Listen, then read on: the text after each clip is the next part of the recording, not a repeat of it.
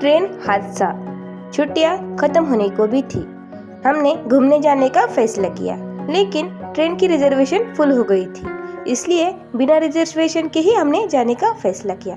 नमस्कार दोस्तों, आज की कहानी है रेशमा और उसके परिवार की, जो घूमने के लिए ट्रेन से बाहर गए थे। रेशमा और उसका छोटा भाई दोनों भी मुंह फुलाकर बैठे थे। उनसे माँ ने पूछा कि क्या हुआ। तब दोनों ने कहा, हमारे सारे दोस्त घूमने गए हैं, सिर्फ हम कहीं नहीं गए। तब माँ ने कहा, ठीक है, ऐसे मुंह फुलाकर मत बैठो। शाम को जब भी तुम्हारे पिताजी काम से लौटेंगे तब उनसे कहना, देखेंगे अगर हो सके तो कहीं घूमकर आते हैं। रेशमा और चिंटू बहुत खुश हुए। रेशमा के पिताजी थोड़ी देर बाद घर आए। इस बात पर सबने चर्चा की और घूमने जाने का फैसला किया।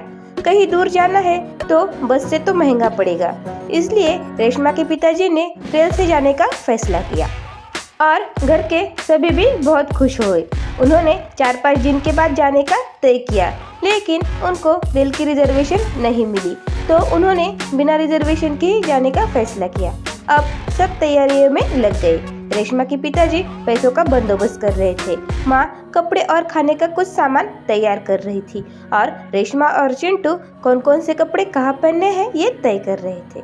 उन दोनों ने अपने सभी दोस्तों को ये बात बता दी कि हम घूमने जा रहे हैं। रेशमा के दादा दादी भी आने वाले थे।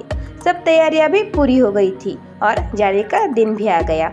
सफ़र बहुत लंबा था, इस वजह से माँ ने खाने का कुछ सामान भी ले लिया था। सब लोग सुबह सुबह निकले। दोपहर को सबने खाना खाया और जहाँ जहाँ जगह मिली वहाँ बैठ गए। शाम होते होते ट्रेन में चाय वाला भी आ गया। सबने मिलकर चाय पी और रात होते समय जिसको जहाँ जगह मिली सब वहाँ पर सो गए। सुबह तक वो पहुँच गए। ट्रेन से उतरने के बाद सबने चाय नाश्ता किया और एक होटल में जाकर रुक गए। वहाँ सब फ्रेश हुए और निकल पड़े बाहर घूमने। 2-3 दिन ऐसे ही चले गए। फिर उनके घर वापस आने का भी दिन आ गया। सभी ने 2-4 दिन बहुत एंजॉय किया। वापस आते हुए भी ट्रेन में सब चढ़ गए। जहाँ जगह मिली वहाँ पर बैठ गए और जैसे ही रात हुई सबकी आँख लग गई। पर अचानक पता नहीं क्या हुआ, सिर्फ जोर से एक आवाज आई, सभी तरफ धुआं दिखने लगा। आगे का रेशमा को कुछ पता ही नहीं। दूसरी सुबह पता चला कि ट्रेन का एक्सीडेंट हो गया था। सब तहस नहस हो गया था। न जाने कितनी जानें चली गई थी। चिंटू जब होश में आया तो दीदी दीदी, मामा, मम्मी चिल्लाने लगा।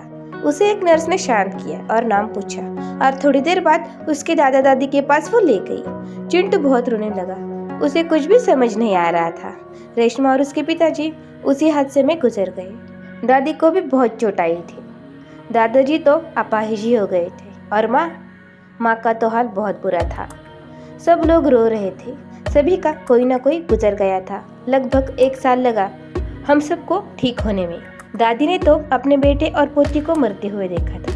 चिंटू की तो जैसे हंसी ही कहीं खो गई थी और माँ तो जिंदा लाश ही बन गई थी। सारा परिवार बिखर गया था।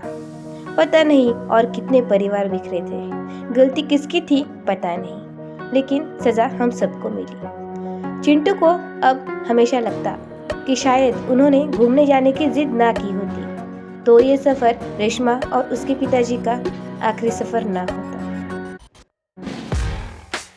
दोस्तों, आशा है कि आपको हमारी कहानी पसंद आती होगी, तो कृपया हमारे चैनल को सब्सक्राइब ज़रूर करें और हमें सपोर्ट करें। धन्यवाद।